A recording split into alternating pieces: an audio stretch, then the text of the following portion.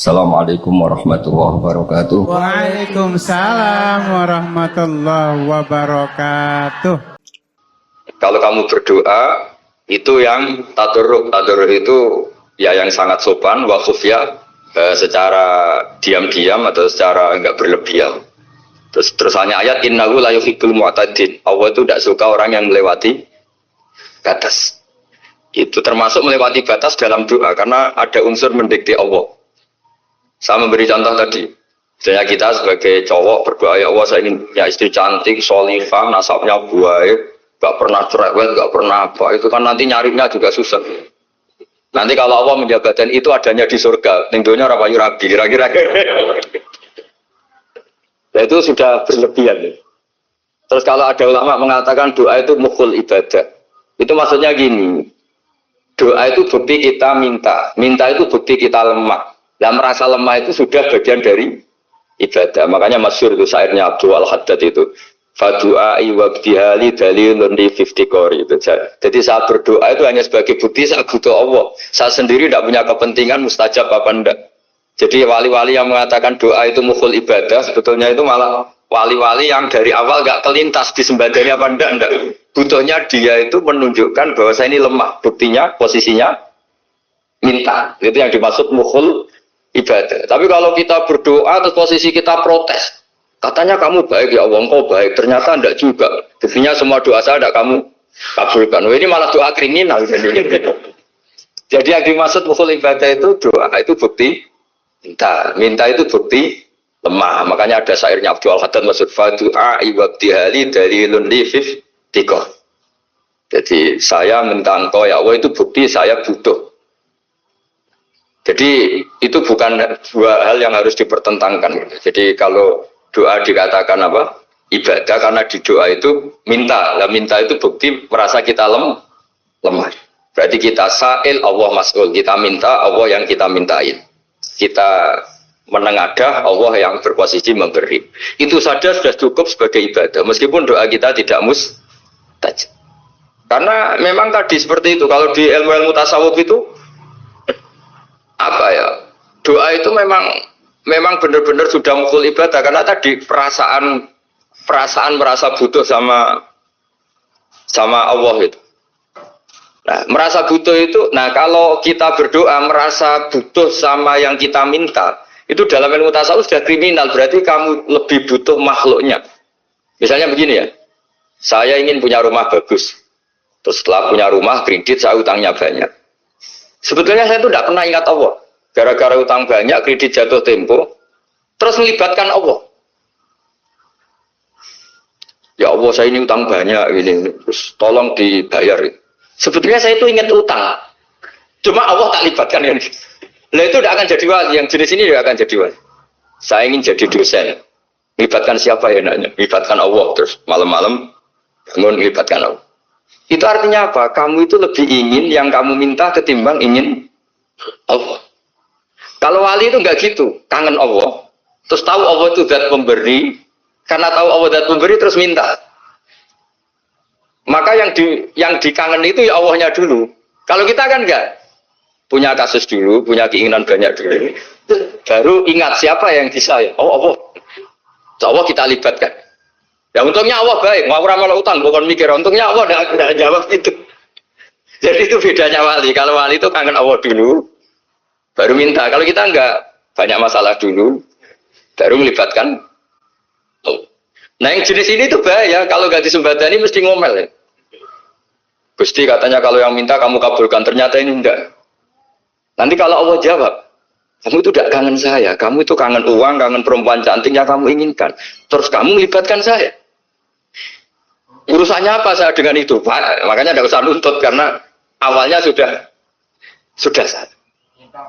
Ya saya kira itu ya. Jadi ada ayat apa? Ud'u rabbakum tadarru'an wa khufyah. Terus hanya apa? Innahu la yuhibbul mu'tadin. Itu di semua tafsir dikatakan Allah gak suka orang yang berlebihan dalam doa. Berlebihan tadi, misalnya minta sesuatu yang terlalu besar, atau permintaan kemarin saja lanu adi syukroh, kita tidak bisa memenuhi mensyukuri, sudah minta lagi. Misalnya seorang jomblo, targetnya kan asal payu nikah. Tapi setelah nikah bayangkan istrinya solihah, tidak cerewet, itu kan berlebihan. Hilang status jomblo saja belum kamu syukuri kok sudah minta yang macam-macam. Jadi harusnya kan syukur dulu ya. Sekedar laku nikah ini kan ada syukur yang harus, seperti jadi dosen juga gitu. Sekedar jadi dosen harus kita syukuri dulu karena menjadi kita tidak nganggur. Itu kan satu harkat sosial yang luar biasa. Jangan tahu-tahu sudah hari kedua cari intensif, cari ini itu, syukurnya aja belum sudah kemana-mana. Itu sudah mu'tadin, sudah melebihi apa? Batas. Ya saya kira. Jadi begini ya masalah pendidikan ya. Kalau saya jawab pakai ilmu hakikat saja karena ini keahlian saya. Sebetulnya begini ya, kalau misalnya itu ya subjektif juga. Misalnya bilang rata-rata alumni pondok ini sukses, alumni kampus ini sukses, yang ini tidak sukses, itu satu pasti subjektif. Karena biasanya yang diterkenalkan ya yang sukses-sukses. Sama saya punya tetangga dari pondok yang Anda sebut itu kebetulan tidak sukses semua. Itu jantung saya sampai ngeluh. Saya ini gimana kok? Ya sudah seperti itu kan subjektif.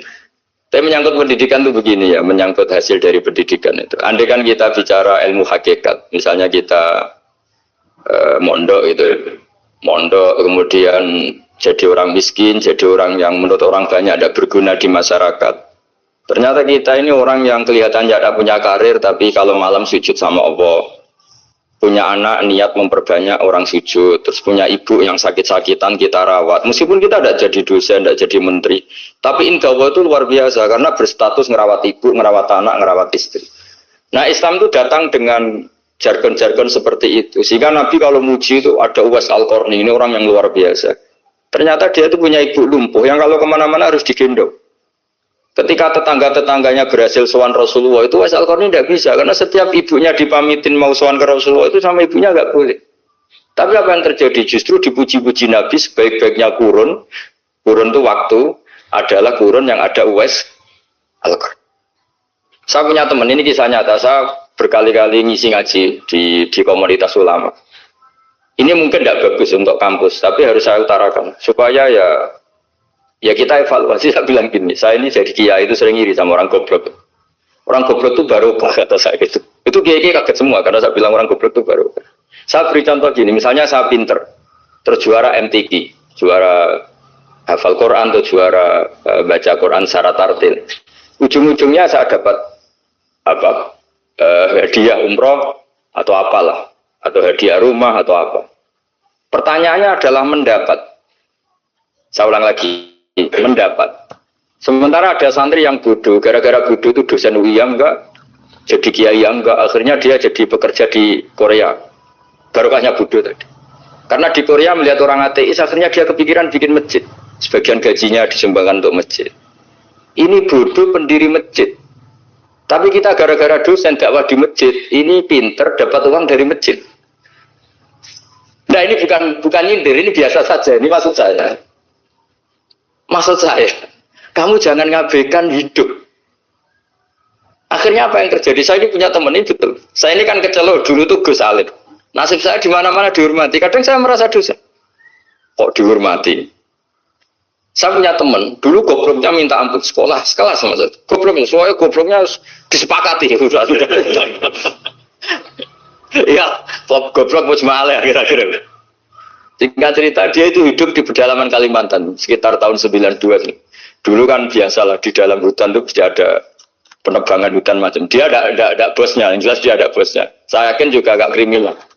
Karena dia tidak yang illegal logging. Pokoknya ditektir dia hidup di tengah hutan. Ikut orang. Setelah itu dulu nggak ada HP. Saya kirim surat ke saya, Gus, saya ini hidup di tengah hutan. Tapi saya ini muslim, pernah mondok. Kalau nggak bikin sumpah itu nggak enak. Bikinlah dia Jumatan. Nah karena dia pernah ngaji fikih Syafi'i, kalau Jumatan nggak ada orang 40 itu harusnya zuhur, tidak Jumatan. Tapi orang yang kerja di situ tidak mau. Wong dino Jumat kok zuhuran loh Pak. Kalau dino Jumat ya Jumatan ya. Tanya saya, Gus itu kalau ada kaulnya enggak supaya Jumatan ndak orang 40 sah. Singkat cerita dia lama-lama jadi pendiri masjid di situ. Dia punya sedikit gaji ya dipakai masjid, punya sedikit tanah diwakafkan untuk masjid.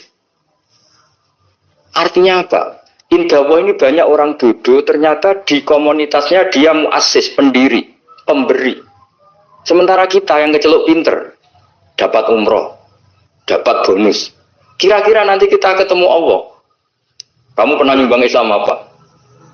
Yang bodoh jawab, oh nanti Gusti bikin masjid di pedalaman. Kita yang pinter. Kayaknya kalau memberi enggak lah Gusti. Reputasinya mendapat. Ketika Nabi memenangkan perang Badar, itu ada Asra Badrin, tawanan-tawanan perang Badar. Nabi suka musyawarah, suka rembukan. Ya Abu Bakrin, menurut kamu tawanan ini diapakan? Kata Abu Bakar, hum asyiratuka. Mereka itu keluarga engkau, orang-orang Quraisy. Ya dibebaskan saja. Pakai tebusan. Nanti uang itu kita kelola supaya jadi penguat Islam. Dan orang-orang ini merasa utang jasa karena harusnya dibunuh, tapi kita bebaskan. Tanya, bagaimana kamu ya Umar menurut kamu? Kata Umar, ini kan orang-orang yang dulu ingin bunuh kamu. Yang ingin menghabisi jenengan, ingin dan sudah ngusir jenengan. Ya setelah ketangkap ya dibunuh, kok repot. Apa kata Rasulullah? Rasulullah spontan ngendikan, innama salah kayak Abu Bakrin kama sali Ibrahim. Kamu ibarat kayak Nabi Ibrahim. Izqala faman tabi'ani fa innahu minni wa man asani fa innakal ghafurur rahim. Jadi Nabi Ibrahim itu unik. Melihat umat itu sesyafakoh itu. Syafakoh itu banget sayangnya. Nabi Ibrahim cara berpikir, faman tabi'ani fa innahu minni. Orang yang ikut saya ya Allah pasti golongan saya. Tentu layak masuk surga. Wa man asani, orang yang mendurhakai saya, fa innakal ghafurur rahim. Engkau Maha Pengampun. Bukan yang mendurhakai langsung masuk neraka, enggak. Engkau Maha Pengampun. Wa masalu kaya Umar kama salin Nuh. Isqala rabbi la tadzar ala ardi minal kafirin dajar. Umar, kamu mirip Nabi Nuh. Inginnya semua orang kafir dihabisin.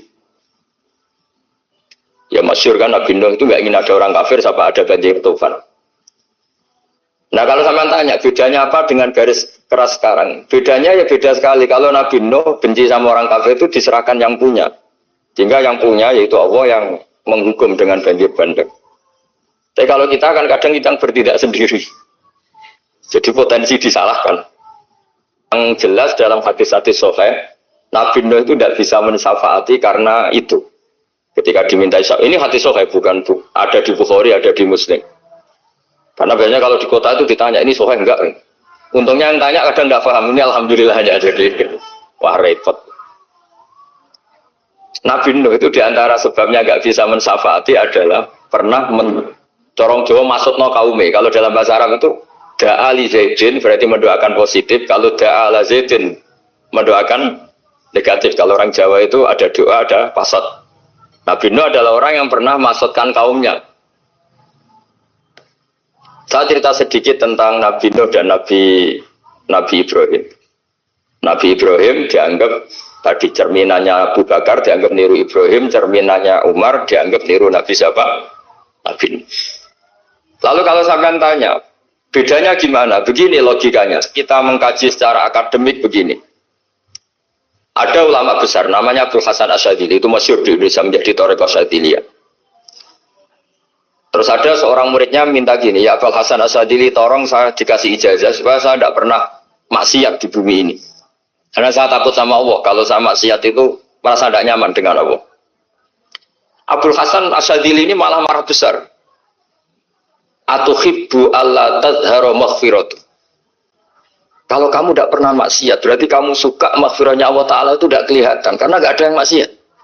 Tapi bukan dukung kamu yang tidak ada. Ini cerita ilmiah. Tapi kalau Said Abdul Al-Haddad, itu kebalikannya. Ada orang fasik gitu, hidup berkeliaran, mengganggu masyarakat, ganggu ketertiban agama. Pada kiai atau siapa gitu mendoakan supaya tobat atau dikasih panjang umur supaya nanti bisa tobat. Itu beliau, Said Abdul Al-Haddad marah besar. Man da'a li fasikin bil baqa faqad ahabba yusawahu fi ardi. Orang yang mendoakan orang fasik hidup berarti dia suka Allah dimaksiati di buminya. Jadi akhirnya jadi kutub besar, yang satu Sadziliyah, yang satu Haddadi. Kenapa ya? Karena tadi yang satu cerminan Nabi Isa, yang satu cerminan Nabi Yahya. Sebagaimana sabda Rasulullah tadi, ulama ummati ka anbiya'i bani Israil. Juga masyhur dalam aplikasi pengajaran juga gitu. Masyhur sekali dalam kitab-kitab diceritakan. Kalau Said Abdul Al-Haddad, kalau ada orang sowan itu, Kamu ngaji sama siapa? Sama si A. Gitu. Pernah nangis gak pas ngajar? Gak pernah. Udah ada terus, nggak usah diterusin ngaji orang seperti itu. Artinya atas, wong orang iso nangis. Gitu. Tapi kalau Abu Hasan Asadili kebalikan. Kamu ngaji sama siapa? Sama si A. Gitu. Pernah tertawa enggak kalau ngaji? Enggak pernah. Udah, enggak usah ngaji sama orang itu. Orang enggak bisa syukur. jadi itu manhaj besar. Nah akhirnya orang-orang kayak kita ini enggak jelas semua. Nangis ya bisa, syukur, guyu ya bisa. Cuma celakanya kalau kita nangis karena tidak punya uang, kalau guyu karena punya uang, itu masalahnya. Tapi kalau wali-wali dulu enggak. Kalau senyum ya karena saking yakin rahmatnya Allah itu wasiat rahmatu. Kalau nangis ya karena takut azabnya Allah. Kalau kita kan enggak, sangat-sangat materialistik. Ini yang membedakan kita. Sebenarnya nangis dan senyum itu satu keharusan karena Allah punya madharul jalal. Ketika Allah dengan sifat keagungannya, maka kita ini cara Jawa serakot bersenyum. Tapi Allah itu kadang sebagai madharul jamal. Adanya satu keasikan. Sehingga yang merengut itu yang salah. Makanya dalam ilmu tasawuf, tutup wali itu hanya dua. Allah dengan madharul jalal, dengan Allah yang madharul jamal. Contoh madharul jalal misalnya gini. Ketika Nabi Musa ingin melihat Allah, saking kangennya ingin melihat Allah, Rabbi arini anzur ilaik, ya Allah saya beri hak untuk melihat engkau. Allah dengan jalalnya gini, Allah itu qadim, superior. Tentu gak layak tersentuh barang hadis itu makhluk. Sehingga ketika falam mata jalla rabbuhu lil jabali ja'alahu dakka wa kharra Musa sa'iqa. Sehingga enggak levelnya apapun hebatnya Nabi ini tetap makhluk. Sementara Allah itu qadim. Enggak kuat. Makhluk yang fana ini, yang profan ini enggak kuat. Enggak kuat menampung zat yang qadim, yang superior. Sehingga gunung pun hancur. Nabi Musa pingsan. Tapi ketika Allah dengan madharul jamal itu Allah dengan keindahannya, dengan kasih sayangnya, memberi hak makhluknya untuk melihat. Nah di sini ini Allah sering ngendikan wujuhu yauma idzin nadhirah ila rabbiha nadhirah. Nanti ada wajah-wajah yang di surga itu melihat saya kata. Tapi apakah betul melihat kayak saya melihat Pak Rektor melihat teman-teman itu tidak bisa. Karena Allah itu qadim, sehingga meskipun manusia ahlul jannah melihat Allah, tetap Allah ngendikan la tudrikuhul absar wa huwa yudrikul absar. Karena Allah di balik jamalnya ya punya jalal, jalalnya juga punya jalal. Sehingga selalu di Quran itu diulang beberapa kali supaya proporsional. Nah, kenapa ahli sunnah tetap berkeyakinan Allah bisa dilihat? Logikanya begini. Fa inna kulla maujudin yasif wa yura. Allah itu zat yang nyata-nyata wujud. Di mana-mana sesuatu yang wujud itu layak untuk bisa dilihat. Lalu pertanyaannya gini, kenapa kita tidak bisa melihat sekarang kok nunggu di akhirat? Karena mata kita sekarang itu profan, fana. Sementara kita setelah di surga, tubuh kita didesain abadi. Ya saya ulang lagi ya, setelah kita di surga, semua fisik kita ini didesain abadi. Tentu karena desainnya sudah abadi, layak melihat zat yang abadi. Tapi pertanyaannya, kenapa tidak bisa ikhatoh, tidak bisa melihat sampai faham, la tudrikul absar? Karena abadi kita itu diabadikan. Sebagaimana surga abadinya diabadikan. Neraka ya diabadikan. Sementara Allah abadi dengan dirinya sendiri, yaitu Al-Qayyum, atau dalam bahasa ngajinya Qiyamuhu binafs. Nah lalu pertanyaan, makanya Mu'tazilah itu menentang betul kalau orang di surga bisa melihat Allah. Cara berpikir Mu'tazilah, melihat itu artinya yang dilihat ada arahnya, sementara Allah terbebas dari arah. Tapi kata ahli sunnah cara berpikir tidak seperti itu. Melihat itu pokoknya tahu. Nah, tahu karena mata itu karena kita ditakdir tahu itu karena mata. Sebetulnya yang menjadikan tahu itu tidak mata. Ya kalau tahu ya tahu saja, bukan harus pakai mata. Itu cara berpikir ahli sunnah wal jamaah. Jadi saya beri ya bocoran. Kenapa mazhab ahli sunnah itu yang dipilih oleh banyak mayoritas di dunia, jumhur itu. Ahli sunnah itu dianggap pikirannya lebih orisinal. Misalnya ahli sunnah kalau ditanya, kenapa kamu melihat? Ya melihat saja. Kenapa kamu mendengar? Ya mendengar saja. Kesannya itu tidak rasional, kayak orang yang nggak pinter itu. Tapi sebetulnya itu yang benar. Jadi cara berpikir ahli sunnah itu melihat itu menjadi tahu.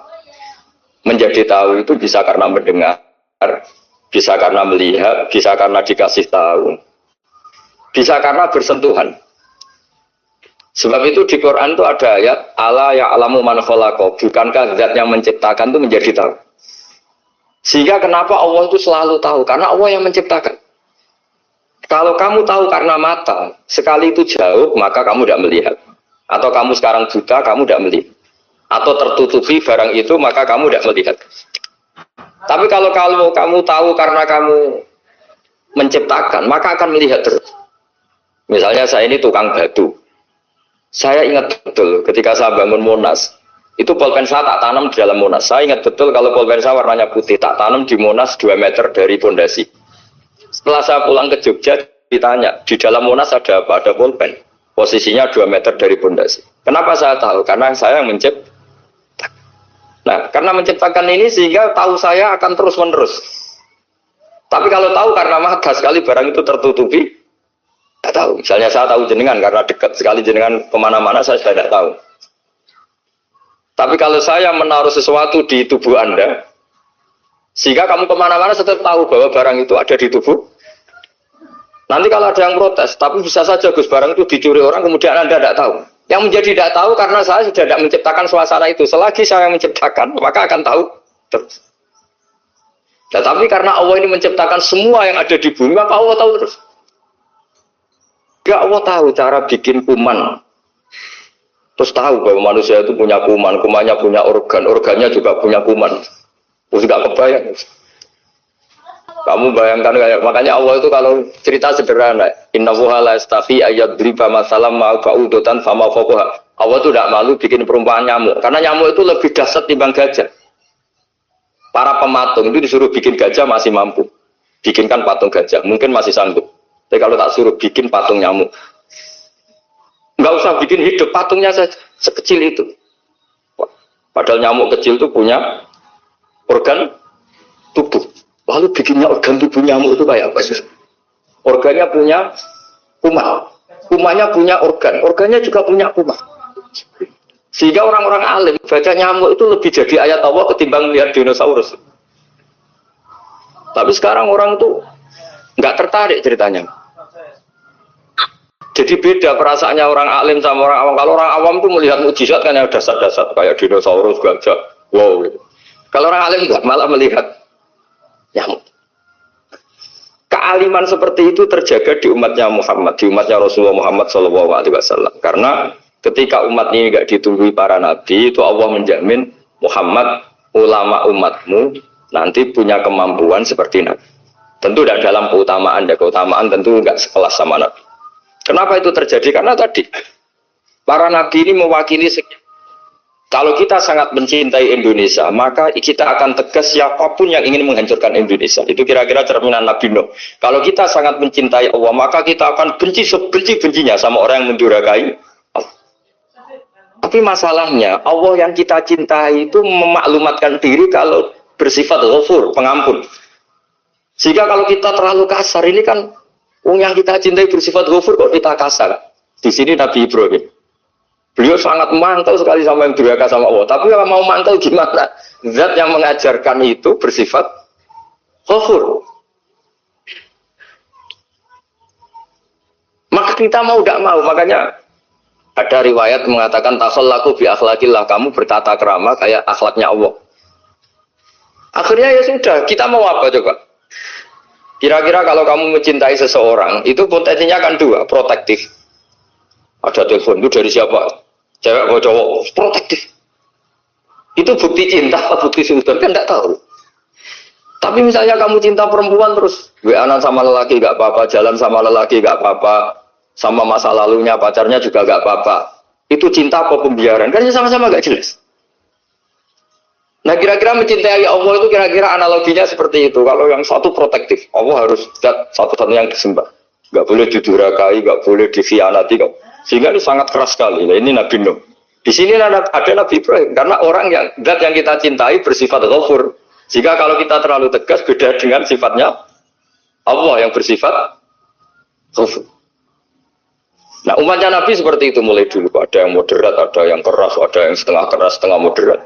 Ada yang ngambil sikap, boleh mangan turu, ngenteni mati. Itu lebih baik itu timbang punya ijtihad tapi gak jelas, mendingan Itu ada riwayatnya, suatu saat ibadah akhir umatku terbaik adalah tidur. Maksudnya tidur itu gak ngambil sikap, masyhur itu. Saya beri riwayat yang ada di Bukhari Muslim.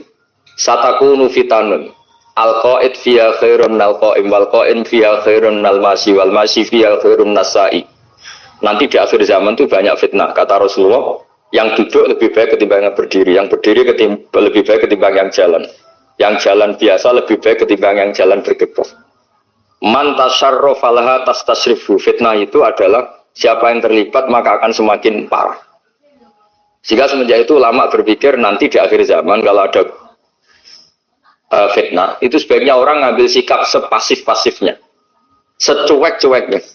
Jadi semua syurahul hadis sepakat makna hadis ini apa? Orang disuruh sikap secuek-cuek. Misalnya pilihan presiden, contoh kecil pilihan presiden. Mungkin para intelektual nggak merasa, tapi kalau ulama itu cara berpikir beda. Pilihan presiden, kamu fanatik milih A, yang satu fanatik milih B, ya presiden atau bupati atau gubernur. Terus yang satu bilang gini, wah kalau nggak di presideni A, nggak di bupati A, nggak di gubernur A, negara ini rusak. Mungkin betul dari segi jejak rekamnya A ini bagus. Tapi pertanyaannya secara tauhid, bagaimana Anda menggantungkan kesejahteraan sama makhluk? Kamu nggak pernah terusik begitu kan para intelektual? Itu kan melukai. Bagaimana mungkin Anda menggantungkan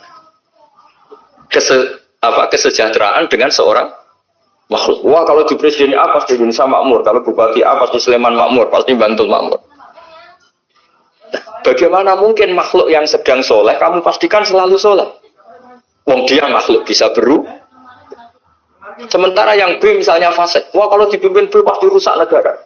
Bagaimana kamu pastikan B yang fasik selalu fasik? Dia aja dia husnul khotimah. Yang fasik pas mimpin jadi soleh, yang soleh pas mimpin jadi fasik. Akhirnya ulama karena tahu sifat manusia itu baru badan kendali di tangan Allah. Sikapnya nggak jelas. Saya ini termasuk orang yang terkenal nggak jelas. Karena kalau ditanya, Gus sampai pilih presiden mana, bakti mana? Sanut pangeran sing dadi ya kalau yalin. Wah, anut pangeran yo kacau. Wah, kowe kacau menan anut pangeran kan. Ini kan sudah tidak sambung karena pikirannya ulama. Memang nggak beda, cara berpikir ulama itu beda. Bahkan bapak saya itu kalau didik saya itu begini. Kalau meseli saya atau ngirim saya dulu itu kan pakai mes. Ini uang kamu 500.000 untuk kamu. Mesti ditambahi 100.000 ini untuk buat jajan sama teman-teman. Mesti ada uang pokok, ada uang sodako. Dulu saya sering tanya, kenapa bapak sangat menghormati teman-teman saya? Kata bapak, kowe mondok aku ora iso nyukupi, sing iso nyukupi ya kanca-kanca. Ternyata betul, rata-rata anak kuliah atau anak mondok, uang pribadinya kan 8 hari dari dikirim sudah habis. Berarti kan masih 22 hari, kok bisa hidup itu kan barokahnya teman-teman itu. Malah yang agak beling itu 1 hari sudah habis, berarti ada 29 yang bergantung sana sini. Sehingga Nabi dulu cara ngendikan itu unik. Kata Nabi, da'un nasa yarzuqu wa ba'dhum ba'dhum. Manusa barnawa, engko saling memberi rezeki. Ketika ada collab, Medina itu pernah collab. Terus sekarang pernah defisit itu. Beberapa pakar ekonomi datang ke Rasulullah, ya Rasulullah, sa'ir, tolong dikasih harga standar. Tapi apa jawabannya Nabi? La tusairu fa inna Allaha huwal musair. Kamu jangan kasih harga, Allah sendiri yang menentukan harga itu. Terus kata Nabi, kenapa engkau begitu ya Rasulullah? Ini negara harus ditentukan harga karena gini-gini. Kata Nabi, saya tidak ingin ketemu Allah dalam keadaan dolim. Tapi ini tentu di teori ilmu modern ini masalah. Tapi menurut orang modern. Tapi kalau menurut ilmu hakikat itu nggak akan masalah. Misalnya, kenapa Nabi tidak menentukan harga dalam keadaan negara seperti itu? Jawabannya pakar-pakar hakikat. Ya saya ulang lagi pakar-pakar hakikat. Begini, misalnya ada orang menimbun supaya nanti harganya mahal itu. Terus ditimbun terus sampai nunggu harganya mahal. Lama-lama dia sadar kalau timbunannya nggak ada gunanya karena ternyata orang nggak beli. Nah, ketika orang tidak punya kemampuan beli, yang menimbun juga tidak punya uang. Nah, tapi kalau sampean tanya, tapi Gus nak tuku barang pokok kan kita mati karena kehabisan stok. Itu masalah tauhid Anda. Bagaimana mungkin kamu bayangkan seorang makhluk tidak bisa hidup atau nggak dapat rezeki? Nabi itu orang yang sampai ke derajat hakikat dari tidak pernah bayangkan gitu. Salah sampean jadi orang yang tauhidnya masalah. Sehingga terus bayangkan, wah kalau negara ini keok, wah kita makan apa? Kalau negara nggak stabil, wah kita gimana? Itu tidak bisa seperti itu. Dulu ketika kita dijajah Belanda, itu kiai-kiai kita, Mbah Hasyim Asy'ari, Mbah Ahmad Dahlan, mondoknya di Mekah. Sampai alim alama, dua beliau, Mbah Hasyim sama Mbah Ahmad Dahlan itu ngajinya sama-sama Syekh Khotib Minangkabau. Cuma Mbah Hasyim lebih menekuni ke Syekh Mahfud Termas, yang satu menekuni Syekh Khotib Minangkabau. Jadi dua beliau itu ngaji di guru yang sama. Bapak saya, buyut saya itu ya sudah mondok Mekah. Zaman dijajah Belanda. Sekarang kita agak dijajah, agak mondok di sana. Buyut saya itu zaman itu sudah haji. Buyut kelima saya. Itu dulu kalau ingin cari tempat yang teduh, itu masuk ke gua. Itu masuk gua itu hanya kepalanya saja. Kakinya masih di luar. Karena gua di Arab tidak seperti gua di sini. Kalau gua di sini kan orang bisa masuk semua. Kalau gua Arab kan hanya celah-celah batu-batu besar. Sehingga ketika Rasulullah hijrah ke Madinah, singgah di Gua Sur, kata Abu Bakar gimana? Andai kan ada orang kafir di depan gua, kata Abu Bakar gimana? Andai kan mereka melihat kakinya, pasti melihat kita. Karena gua di sana itu satu tubuh tidak bisa masuk penuh. Kalau gua di sini kan ada yang mobil saja bisa masuk. Nah, itu bahasa saya kalau mau istirahat itu masuk gua, separuh badan di dalam gua, separuhnya masih di luar. Nah sekarang terus kita bilang, wah kalau kita negara tidak stabil, kita haji kemana dulu sama dijajah Belanda kita. Jadi yang berusaha terangkan di antara sifat dasar orang-orang baik adalah di mana saja, kapan saja itu memberi manfaat. Termasuk tentu saat paling sulit. Jadi Nabi Isa menceritakan dirinya itu wa ja'alani mubarakan nama kuntu, saya ditakdir Allah berada di mana saja memberi berkah, memberi kemanfaatan bagi orang lain. Ada beberapa cerita tentang Nabi Isa. Jadi perlu diketahui ada 3 nabi yang seperiode. Satu Ibrahim dan Nabi Lut. Ibrahim itu sama Nabi Lut itu pernah paman. Kedua Nabi Musa dan Harun. Sebetulnya yang jadi nabi itu Nabi Musa, tapi Nabi Musa karena alsak, lisannya anda jelas, minta Nabi Harun, ya tentu minta kepada Allah supaya Nabi Harun jadikan nabi. Terus ketiga, Nabi Isa dan Yahya. Yahya bin Zakaria, terus Isa ini pernah keponakan Zakaria. Kira-kira kalau di Jawa ya misanan antara Yahya dan Jawa Isa. Jadi ada 3 nabi yang seperiode. Tapi yang paling berkompeten, yang sederajat kira-kira seperti itu hanya Isa dan Yahya. Karena Nabi Lut dan Nabi Ibrahim itu beda level. Karena Lut ini pernah keponakan, jadi hubungannya kira-kira yang murid dan guru. Terus Musa dan Harun itu juga nggak level, karena Nabi Harun ini jadinya Nabi itu atas permohonan Nabi Musa. Sehingga meskipun Harun itu kakaknya, tapi nggak berani bantah. Jadi Nabi Musa itu dalam cerita, beliau itu alsak. Alsak itu lesannya agak kedal. Tapi ini alsak yang barokah. Jadi dulu ceritanya Musa kecil, karena dia seorang Nabi, beliau seorang Nabi. Itu kalau melihat Fir'aun itu mantelnya bukan main. Padahal kecilnya dirawat Fir'aun. Singkat cerita, mulai kecil sudah usil. Kalau melihat Fir'aun itu ya jenggotnya dipakai mainan. Pokoknya nakal. Lama-lama Fir'aun curiga, dasar orang Israel. Nabi Musa ini turunan Israel. Lama-lama Fir'aun itu yakin kalau itu sengaja. Akhirnya Fir'aun mau membunuh Musa.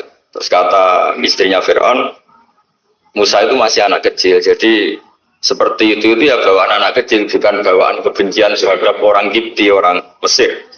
Kalau dalam bahasa kitab kuno Mesir itu Egypt al-Kipti, makanya disebut Maria al-Kiptiyah. Kalau orang sekarang bilang Egypt itu bahasa kunonya Mesir itu al-Kiptiyah. Nah, memang secara bahasa Arab Mesir itu nggak mungkin, bahasa Arabnya Mesir itu nggak mungkin karena Misro itu maknanya kota. Jadi kalau kamu bilang kamu kemana, ke Misro, ke kota, lalu kota mana? Ya kota Mesir, itu bisa debat kusir. Jadi ya kayak kita lah, kita sekolah di mana? Di madrasah. Madrasah terjemahnya apa? Sekolah. Nah, kemudian oleh istrinya Fir'aun ya gini saja, buktikan kalau Musa itu masih anak kecil. Masyhur itu dalam cerita dikasih bara api sama apel. Sebenarnya Musa kecil ini sudah pinter mau milih apel. Sama malaikat Jibril diarahkan tangannya itu ngambil apa? Bara api terus dikunyah. Itu yang menyebabkan lisannya Musa itu alsak, agak pelat. Nah, ketika jadi Rasul itu akan repot karena nanti harus pakai penerjemah. Jadi seorang Rasul tapi lisannya tidak apa? Cakap.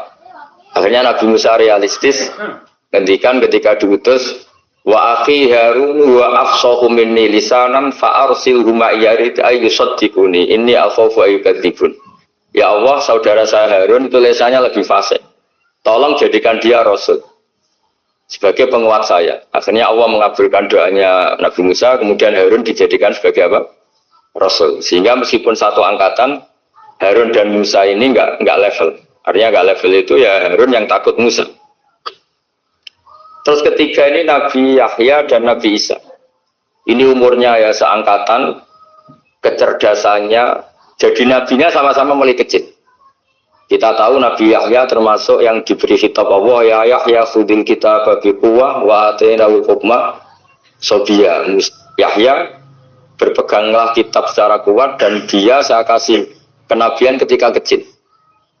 Sama dengan Nabi Isa yang disebut wa yukallimun nasa fil mahdi wa kahla. Sehingga karena selevel dua nabi ini menjadi figur besar dalam manhaj, dalam metode dakwah. Dua, karena masih misanan, jadi kalau Jawa kira-kira mirip misanan. Dua nabi ini kalau memilih satu kampung, itu kalau Nabi Yahya, itu milih kalau singgah di satu kampung, Nabi Yahya mesti tanya, orang sini yang paling soleh siapa, yang paling baik siapa. Ya terus singgah atau nginap di rumahnya orang baik tadi. Tapi kalau Nabi Isa enggak, orang sini yang nakal siapa, yang paling beling siapa. Terus Nabi Isa singgah di situ. Akhirnya ada pertanyaan dari Nabi Yahya, lima tanzilu ala syirarin nas. Kenapa kamu selalu singgah di orang-orang nakal? Syirar itu orang-orang nakal. Masyhur itu Nabi Isa menjawab, ana tabibun udawil mardo. Di mana-mana Nabi itu ibarat seorang dokter, kerjaannya tentu menyembuhkan orang-orang yang apa? Sakit. Jadi dua nabi ini sering berdebat, tentu debat yang baik, dan itu menjadi cara Jawa itu punjeri ilmu. Jadi manhaj ilmu besar antara Yahya dan Isa. Begitu juga Nabi Yahya itu kelihatan agak rileks, panik, saking takutnya sama Allah. Kalau Nabi Isa itu rileks, pokoknya kumpul orang-orang nakal itu ya rileks. Akhirnya ada dua pertanyaan sekaligus nanti jadi dua manhaj. Kenapa kamu sering masam sering kalau bahasa Arab itu abasa ya. Terus yang Nabi Yahya balik bertanya, kenapa kamu sering senyum, sering tertawa? Kenapa memangnya? Terus ka'annaka ta'manu min makrillah, kamu sering senyum kayak kami sudah terbebas dari azab Allah, dari ditegur Allah, seakan-akan kamu orang paling benar yang nggak akan salah. Nabi Isa balik tanya, sama kamu sering masam, sering merut, ka'annaka taqnatu min rahmatillah, seakan-akan kamu putus asa dari rahmatnya Allah. Sehingga kemudian itu jadi manhaj besar. Kalau terlalu senyum, ya dianggap orang yang kayak nggak punya perasaan dosa. Tapi kalau terlalu masam, terlalu merenggut, seakan-akan rahmat Allah itu terbatas.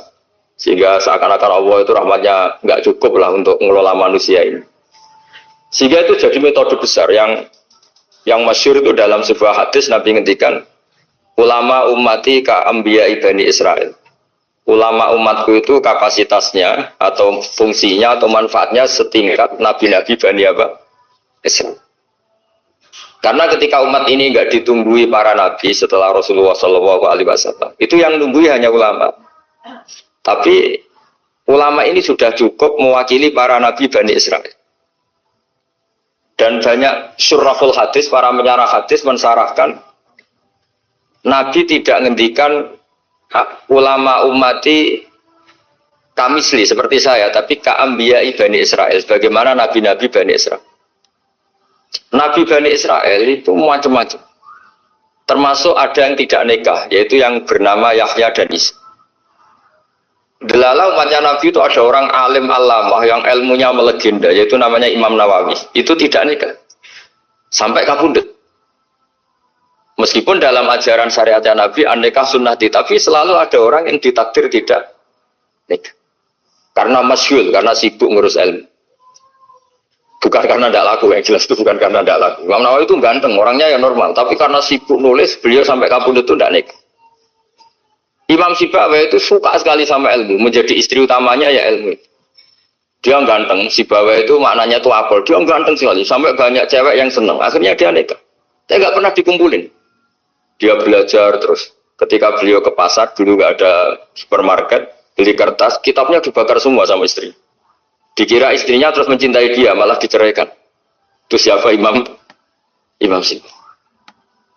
Terus ada umatnya Nabi yang paling unik di dunia. Mungkin Pak dosen, saya kiai pun nggak bisa niru. Itu ada orang tuh ganteng sekali, istrinya cantik sekali. Itu tahu-tahu sudah 10 tahun nggak pernah hubungan suami istri. Karena ketika si suami itu tahu istrinya cantik, itu langsung sholat sujud syukur, sholat terus. Saking senengnya punya istri cantik.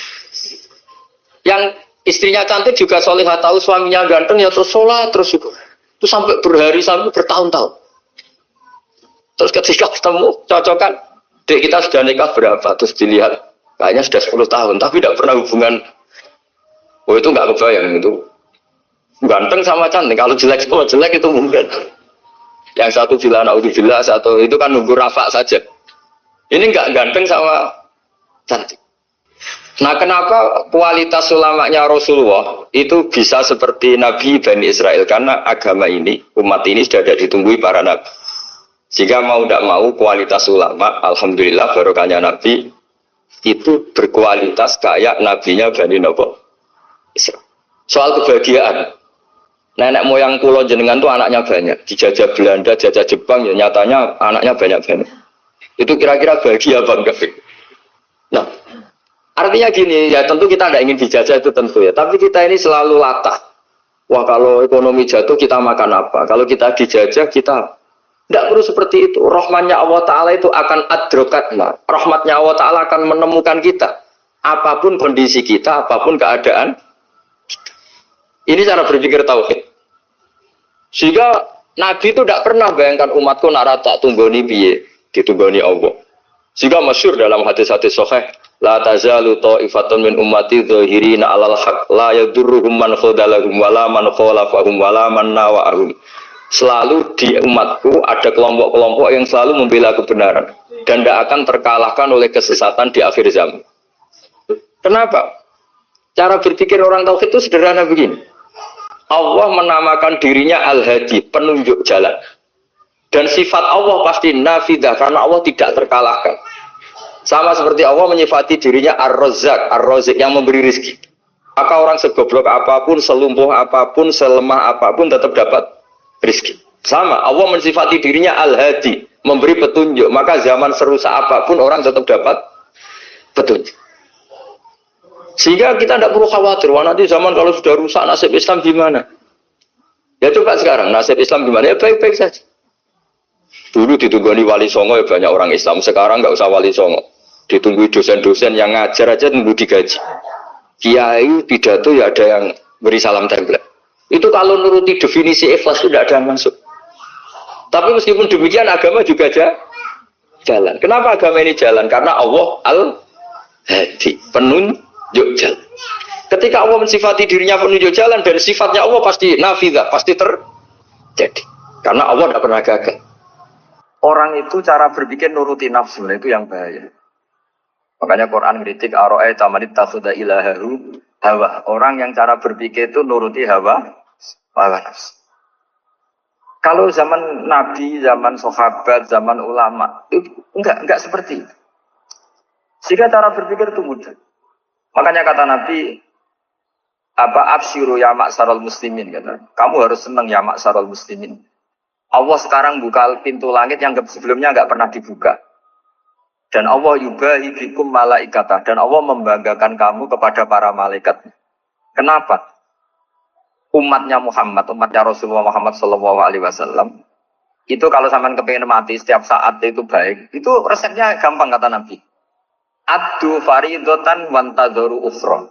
Jadi Allah memberitahu, ya Muhammad, umatmu ini luar biasa. Jadi misalnya tadi kita sholat subuh, ditanya, Bahak kamu sekarang ngapain? Nunggu sholat duhur ya. Setelah sholat duhur ditanya lagi nunggu apa asar. Sehingga faman kana hijratuhu ila Allah wa rasulih fa hijratuhu ila Allah. Jadi kalau ya sudah ini tak ijazahkan. Kalau setelah sholat subuh nunggu apa? Duhur. Setelah duhur nunggu. Sehingga ketika kita mati itu statusnya penunggu sholat. Tapi kamu kan enggak miskin. Kenapa? Penunggu kaya. Nah, itu enggak masuk surga itu. Penunggu kemapanan. Berarti kan menunggu sesuatu yang seleranya nafsu. Beda kalau penunggu sholat. Berarti kamu di dunia menunggu ritual ibadah. Maka di antara ijazahnya Nabi apa? Addu faridotan wantazoru ukhra. Melakukan satu fardu. Kemudian kita menunggu tugas berikutnya. Jadi niati saja setelah subuh nunggu apa? Duhur. Setelah duhur, meskipun kita di perapatan. Apa? Nunggu asar ya. Tapi ya asar betul. Jangan nunggu tok pas asar. Enggak. Jadi sebetulnya umat ini gampang sekali.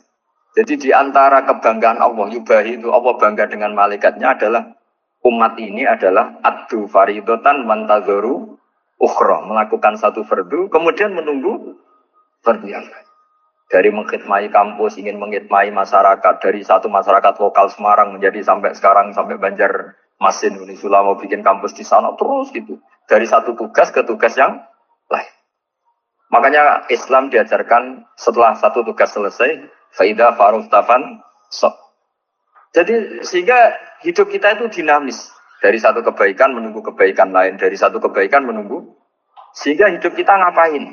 Nunggu satu kebaikan. Ini sudah masuk faman kanat hijratuhu ila Allah wa rasulih, fa hijratuhu ila Allah wa rasulih. Sehingga orang bayangkan kalau kita direkam Allah, Gusti kula ampun mati nak jaring sugih.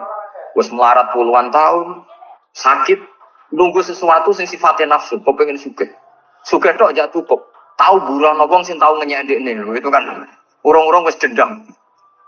Saya belum mau mati sebelum kaya dan burukan orang yang pernah melecehkan saya. Wis ngono akhirnya mati urung sugih. Berarti wis fakir matine hasud. Mau itu ngenes dunia akhirat kan kira-kira seperti itu. Kamu santai aja kalau fakir berarti meringankan hisab karena ada banyak harta. Yang mau dihisab papanya, tidak punya apa-apa. Jadi saya mohon sekali ya, Islam itu mengawal kebahagiaan. Sebab itu sampai bahagia itu menjadi perintah Islam kul bi fadlillah wa bi rahmati fa bidzalika falyafrahu. Karena dengan bahagia bi taat diharapkan orang Islam itu tidak bahagia atau cari kesenangan lewat jalur apa Mas. Sehingga ciri utama wali apa? Ala inna awliya Allahi la khaufun alaihim walahum yahzan. Sehingga ulama dulu itu rileks. Termasuk yang saya ceritakan tadi, Imam Ahmad, Imam Syafi'i. Itu melihat apa saja rileks.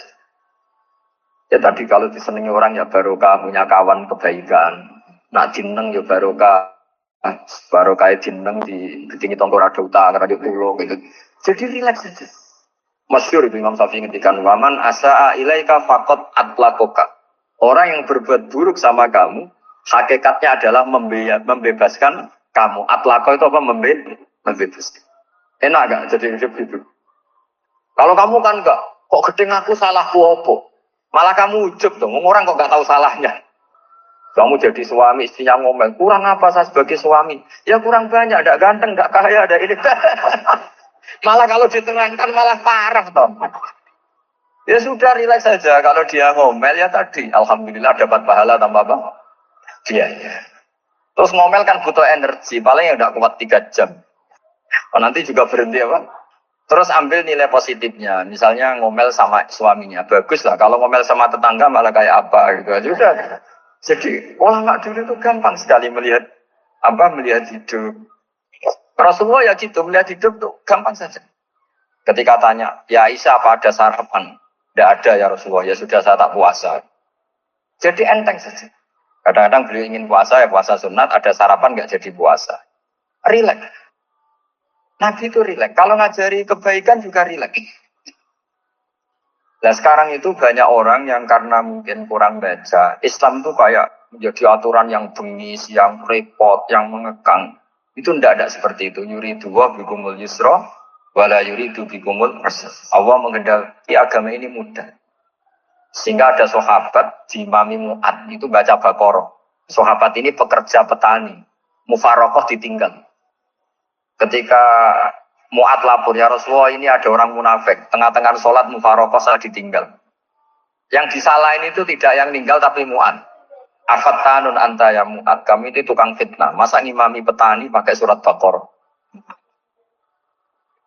Jadi yang disalahkan ini imamnya. Kalau kamu jadi imam, sholatnya ya yang cepat. Makanya terus banyak orang kecepatan karena jadi Nabi itu enteng sekali. Jadi apa ya, Nabi itu beda dengan yang kita bayangkan beda. Nabi pernah ngaji di masjid, kemudian ada tetangga lewat pakai cangkul ke kebun. Semua sahabat gerutu. Ini orang tidak benar, ada Nabi ngaji ditinggal saja ke kebun, tidak ikut ngaji. Jawabannya Nabi tidak, itu bagus, itu ikut sunnah saya. Kenapa ya Rasulullah? Dia kerja, dia nyari halal. Dan untuk menghidupi keluarganya itu juga ajaran saya. Sehingga yang ngaji ya ajarannya Nabi, yang nggak ngaji karena kerja mencukupi keluarga juga ajarannya Nabi. Segampang ini. Oh, kalau kayaknya kamu kan, wes gak roh akhlak kan gitu. Nabi rileks saja Nabi. Sampai bisa lihat itu di Ihya, di bab Fadhailul Kasbi. Makanya ini penting sekali supaya orang itu berpikir Islam atau mendakwahkan Islam berdasar sanad. Ya, yang mutasil yang pernah dilakukan Rasulullah SAW. Sesuatu yang dilarang Allah itu pasti madharat. Maka untuk melarang seseorang bergantung sama narkoba misalnya atau hal-hal yang bahaya pada fisik, itu satu tentu bagi Allah, tentu karena takut Allah. Tapi banyak masyarakat yang memang benar-benar bisa meninggalkan narkoba karena efek buruknya ganja. Bahwa itu mengakibatkan sakau, mengakibatkan tidak sadarkan diri, mengakibatkan kebangkrutan ekonomi macam-macam. Sehingga mereka benar-benar benci sama yang namanya narkoba.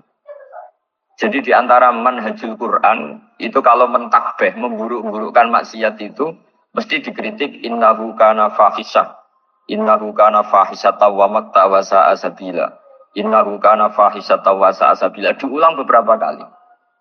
Sehingga dibutuhkan kecakapan untuk menganggap satu hal yang buruk itu fahsyah, sesuatu yang enggak rasional, sesuatu yang tidak positif, sesuatu yang pasti berdampak negatif.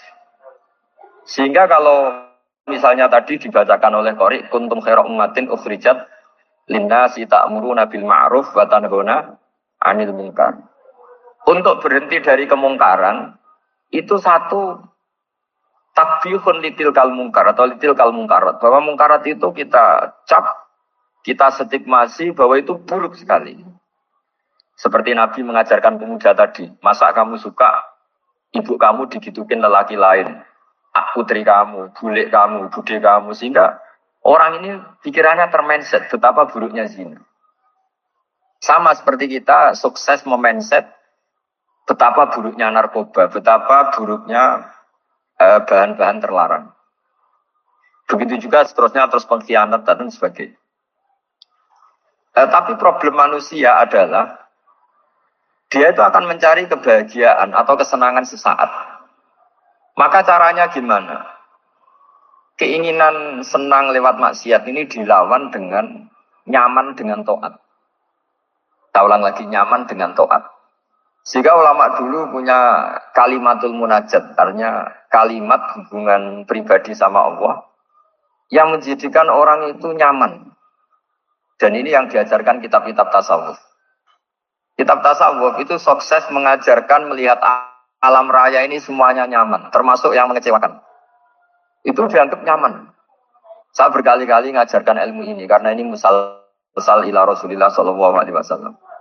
Itu pernah suatu saat Imam Ahmad itu dipanggil sama tetangganya, anak muda. Tentu Imam Ahmad ini orang yang sangat soleh, sangat waroi, sangat tunduk sama perintahnya Allah dan Rasul. Pemuda tadi manggil, ya Ahmad, datang ke rumah saya. Imam Ahmad datang. Setelah sampai ke pemuda tadi, sudah pulang lagi, saya tidak butuh kamu. Pulang lagi. Setelah sampai rumah dipanggil lagi, ya Ahmad datang lagi.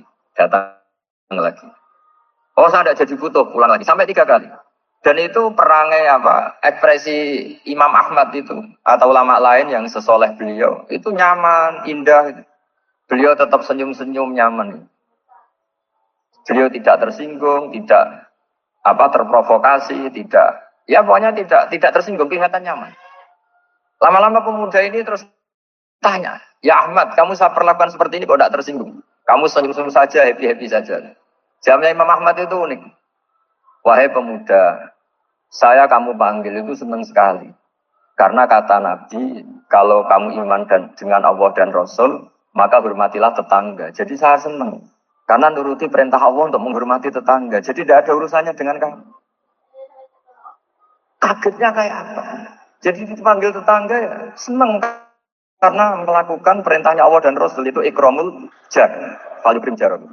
Disuruh pulang, kamu ingin saya pulang, ya saya pulang. Disuruh datang, ya saya datang. Jadi saya tidak tersinggung, saya tidak ada urusan dengan kamu. Urusan saya dengan Allah Subhanahu wa Ta'ala.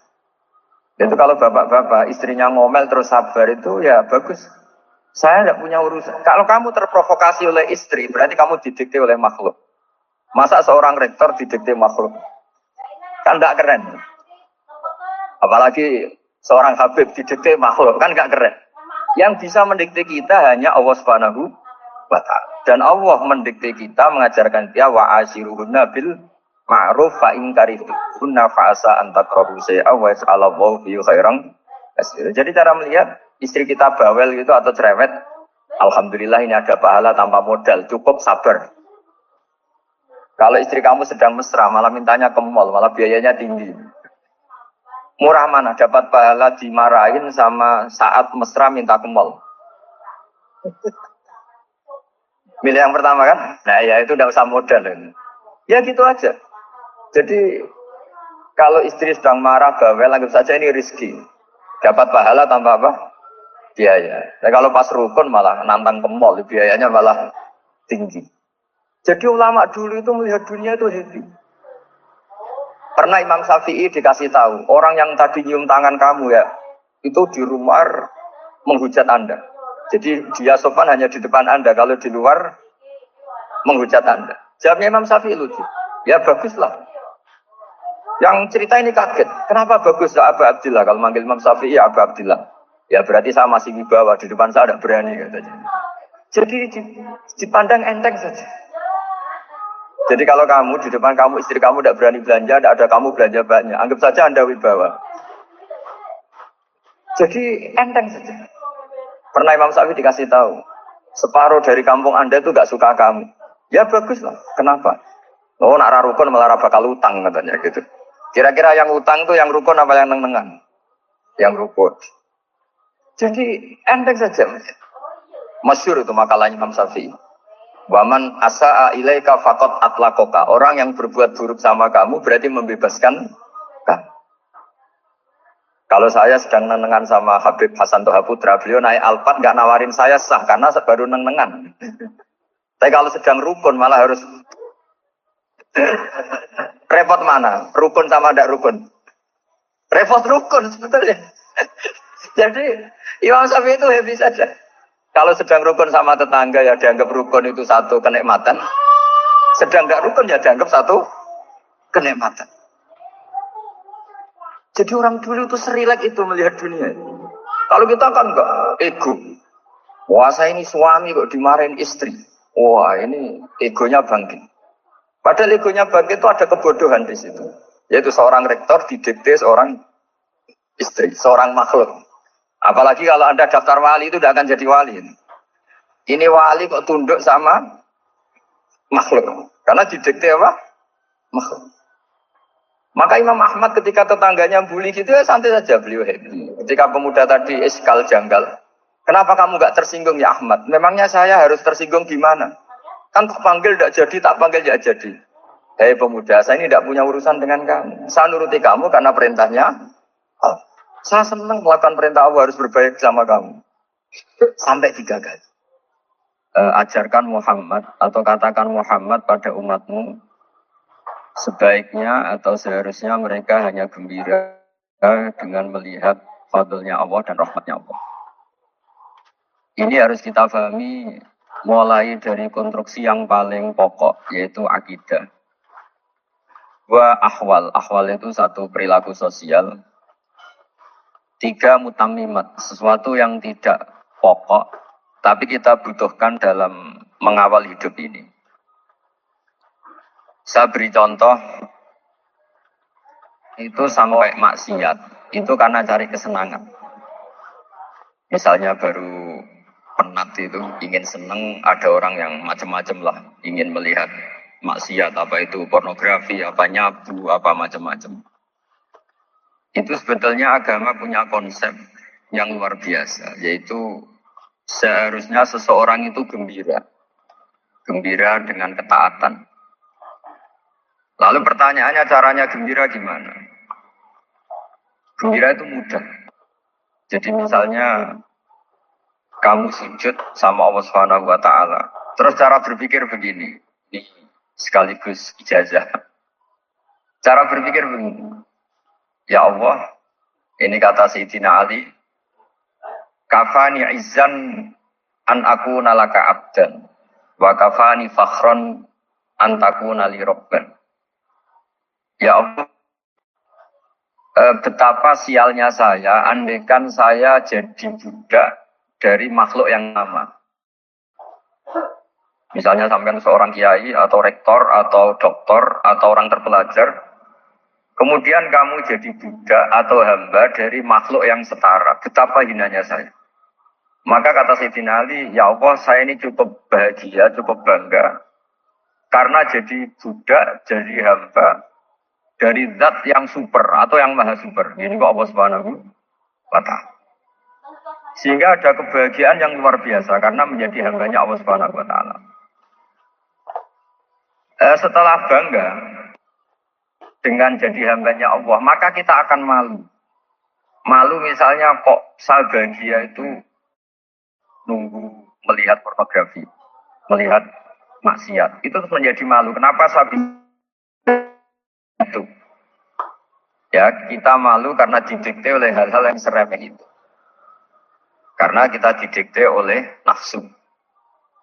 Jadi, izzatun nafsi, satu harga diri seseorang itu harus dihidupkan untuk hanya tunduk kepada Allah SWT. Sehingga Nabi itu melatih satu logika tarkul ma'asi. Nabi itu dulu, ketika ada seorang pemuda yang, ya karena mungkin pemuda ya, dia itu mau masuk Islam, tapi uniknya kata pemuda tadi, saya masuk Islam tapi asal dibolehkan bebas zina. Jadi ini agak sableng. Jadi mau masuk Islam syaratnya dibolehkan apa? Zina atau free freedom. Nah orangnya agak hiper. Itu Nabi tidak langsung mengancam dengan neraka. Ketika mau pamit gitu, semua sahabat melarang. Mah itu jangan, kamu jangan suara Nabi. Itu permintaan yang nggak masuk akal. Setelah lama ditahan, terjadi kegaduhan di masjid. Nabi dengar, itu ada apa itu? Itu ada pemuda yang mau masuk Islam tapi yasta'dzinuhu fi zina. Tapi mereka minta izin Nabi untuk tetap boleh zina. Kata Nabi, pemuda itu suruh masuk, suruh menghadap saya. Ketika menghadap Nabi, saya ulang lagi ketika menghadap Nabi, Nabi mengajarinya itu luar biasa. Nabi tidak langsung mengancam dengan neraka atau dengan azab tunda. Tapi kata Nabi, atuhibbuhu li ummik. Kamu suka kalau ibu kamu itu jadi demenannya orang banyak. Pondok ya Nabi. Yang demen ibu saya tak bacok kan. Karena ini agak preman. Di mana-mana orang akal agak preman. Terus atuhibbuhu li bintik. Kamu suka kalau putri kamu ya digitukan orang-orang. Oh ya enggak Nabi. Yang gitukan putri saya tak bacok. Atuhibbuhu li kholatik. Kamu suka kalau bulik kamu digitukan. Atuhibbuhu li ammatik. Kamu suka kalau saudara bapak kamu digitukan. Nabi itu mengeset ya. Cara sekarang itu di otak mungkin. Nabi itu meluruskan otaknya anak muda itu. Betapa buruknya zina. Cara bahasa Arab ditakbih. Apa buruknya zina? Kamu suka kalau korbannya ibu, putri kamu, bude kamu, bulik kamu. Sehingga orang itu matur ya hasbuka ya Rasulullah, ini sudah cukup. Saya tidak pernah melihat sesuatu seburuk zina. Jadi al-qawwa fi qalbihi zina. Kemudian Allah meletakkan di hatinya, menanamkan benci zina. Sehingga akhirnya pemuda tadi menjadi ifah, menjadi menghindari zina. Artinya begini ya, ini mungkin yang lolos dari para kita sebagai dai, kita tidak belajar banyak tarbiyahnya Rasulullah Shallallahu Alaihi Wasallam. Jadi kalau kita benci maksiat, itu jangan hanya ditakhdir, ditakutkan neraka, itu enggak. Jangan hanya itu. Tapi di logika. Jadi kalau kita menghindari maksiat, itu selain karena takut azab, itu ada logika. Ada rangkaian pikiran yang menjadikan kita anti satu perbuatan apa, maksiat. Jadi misalnya gini ya, kira-kira ginilah kalau contoh gampang itu. Ada orang gitu ya, nyanyi dengan pakaian yang mungkin pornografi. Mungkin pemuda-pemuda ingin melihat itu. Tapi bisa diobati gini, kok enak dekne mergawe kok tak bayar, ya aku kehilangan duit. Meskipun dengan logika yang agak serampangan, yang penting menjadi kita ini punya harga diri untuk tidak tergantung hal-hal seperti itu. Sehingga Nabi itu cara menggambarkan tadi mulai atuhibbuhu li ummah, kalau ibu kamu jadi demenannya orang lain. Pemuda tadi bilang yang demen ibu saya mau saya bunuh. Ditambah lagi atuhibbuhu li bintik. Bagaimana kalau korbannya putri kamu, bule kamu, bude kamu. Sehingga terus si pemuda tadi betapa buruknya zina. Betapa murahnya zina. Akhirnya pemuda tadi al-qawwa fi qalbi bughda zina. Terus kemudian pemuda tadi itu sangat membenci dengan apa? Berzina. Nah, pikiran-pikiran seperti ini harus kita tanamkan. Harus kita tanamkan supaya orang itu benci melakukan maksiat. Karena satu memang takut suhtullah, takut dibenci Allah atau dibenci Allah. Dua, memang logika kita mengarahkan tidak maksiat. Saya beri contoh ya, betapa pentingnya mindset ya, cara berpikir. Orang itu menjadi kikir itu karena nganggap hidup itu lama dan uang itu penting. Kalau zaman Nabi itu sederhana kalau melihat hidup ini. Pernah suatu saat Nabi itu punya jatah makan. Karena Nabi itu hidupnya juga pas-pas. Jadi Nabi itu unik. Beliau di satu sisi kaya raya, bisa ngurmat Abu Hurairah, Ammar, Suhaib. Ashabu Sufa itu dirawat Nabi semua. Itu kan kaya, bisa merawat sekian orang. Tapi di sisi yang lain untuk pribadinya beliau miskin. Kadang nggak bisa makan hari itu. Tapi di saat yang sama bisa merawat Ahlus Sufa. Jadi keliru kalau orang hanya cerita Nabi itu miskin, untuk makan dirinya aja susah. Itu keliru. Kelirunya kalau tidak diteruskan, tapi Nabi mampu menghidupi Ahlus Sufa. Singkat cerita jatah makannya Nabi itu dikasihkan orang ketika Nabi tanya, ya Aisyah, makanan jatah saya di mana? Oh ya Rasulullah, tadi ada orang minta tak kasihkan, maka makanan itu habis. Apa kata Nabi? Kamu salah Aisyah. Yang kamu kasihkan itu justru yang masih. Ya yang kamu kasihkan itu justru yang masih. Sehingga Nabi menganggap, makanya Nabi terus ngendikan. Ya kalau mukhatabnya lelaki ya kira-kira begini. Wahallaka min malika illa ma akalta fa'afnaita walabista fa'ablaita. Terus tanya watasaddaqta fa'abqaita. Harta kamu ya kamu makan kemudian ke WC jadi kotoran atau punya pakaian mewah nanti rusak. Watasaddaqta fa'abqaita. Ada yang kamu sedekahkan yaitu yang abadi sampai akhir. Sehingga banyak pengusaha yang mencintai saya setelah tak ajari hadis itu. Misalnya punya uang 1 miliar karena dia spekulan atau pedagang rawan bangkrut, disedekahkan ke masjid 50 juta, yaitu yang abadi. Jadi kalau suatu saat bangkrut, dia masih punya uang 50 juta di akhirat. Jadi Nabi itu mengajari sedekah itu apa? Ya sedekah itu pengabadian uang. Kalau kita kan enggak, bilang sedekah itu nguras uang. Itu pikirannya setan, pikirannya orang Islam. Itu cara berpikir setan, bukan cara berpikir umat apa? Sehingga Sayyid Ali Zainal Abidin itu kalau ada orang minta, kemudian beliau ngasih, itu beliau bilang gini, marhaban biman hamala zati ilal akhirah. Matur nuwun nggih jenengan sing beto sangu kula nada. Jadi dianggap teller saja. Orang yang minta uang beliau itu dianggap tukang nyatet bank. Karena sudah ditabungkan. Ya sudah. Kalau kita kan enggak, wah pengemis itu ganggu gini-gini.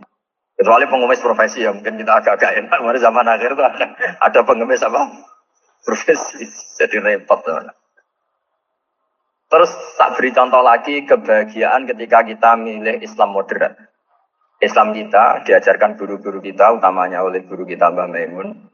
Saya juga sering ketemu beberapa ulama dunia, termasuk Habib Umar. Saya juga ikut sowan ke sini pas beliau sama Habib ini Hasan Toha Putra di sini sama orang-orang moderat. Itu cara berpikir juga luar biasa indah. Beliau pernah cerita ya, beberapa ulama banyak yang cerita itu. Saya pernah diceritani seorang alim ketika ada orang ekstremis itu mau ngebom di tempat maksiat. Kebetulan yang maksiat itu kebanyakan ya orang Islam. Karena di negara yang mayoritas Islam.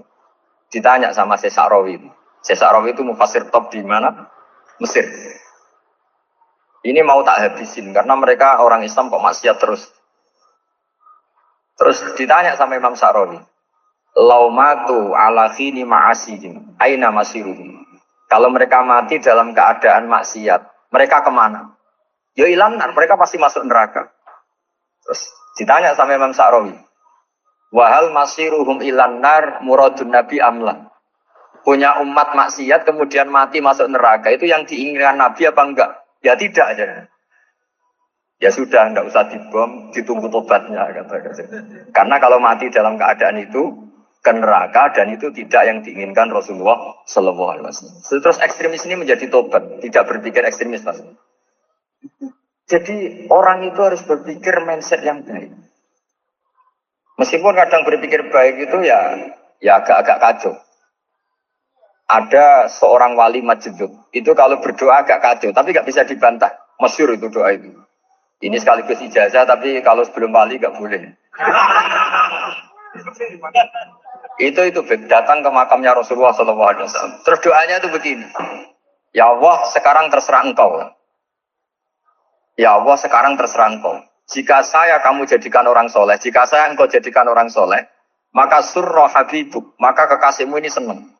Yang susah musuhmu yaitu setan. Tapi kalau engkau menjadikan saya orang fasik, maka yang susah kekasihmu, yang senang musuhmu. Jadi kan punya dua pilihan itu. Wah itu kan doa tapi kayak teror gitu. Ya jadi berdoa di Raudhah. Wah itu pasti mandi itu karena agak-agak maksa Tuhan itu. Ya Allah, engkau punya dua pilihan. Jika saya jadi orang soleh, maka kekasihmu ini senang. Musuhmu yang susah, yaitu setan. Tapi jika saya jadi orang fasik, maka musuhmu yang senang, kekasihmu yang susah. Mohon terserah jenengan, mau menyenangkan kekasihmu, apa menyenangkan musuhmu? Gitu. Kira-kira gimana? Kalau tertarik boleh, doa itu dipraktekkan. Tapi kayaknya kalau copy paste itu gak keren, apa? Jadi dulu orang itu muamalah sama Allah dan Rasul itu rileks. Rileks itu nyaman karena ya tadi qul bi fadlillah wa bi rahmati fa bidzalika falyafrah.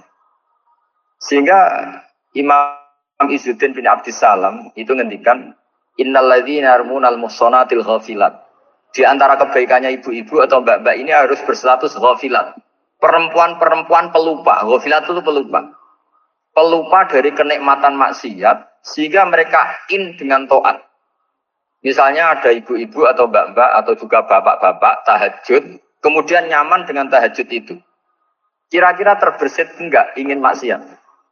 Enggak kan karena sudah nyaman dengan tahajud, dengan taat.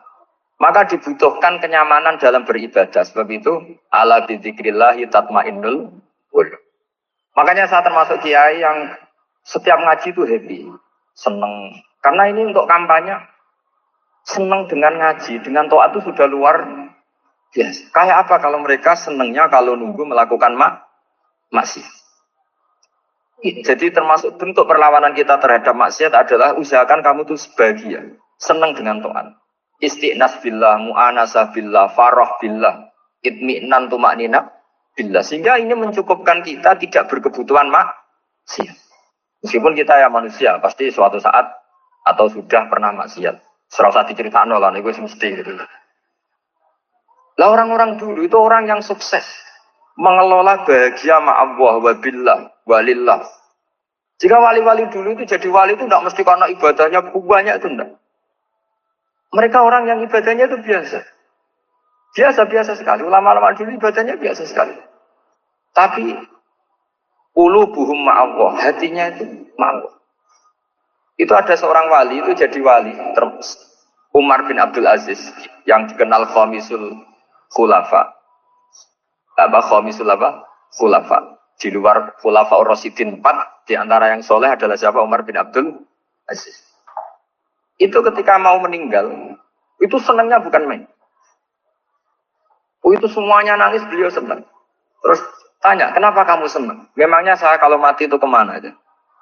Ila khairi madhubin ilah, kezat terbaik. Dibang urip gak kue bulat atau be arhamur rahimin ya. Yaitu Allah Subhanahu. Jalaluddin Ar-Rumi ketika mau meninggal itu muridnya nangis semua. Beliau marah.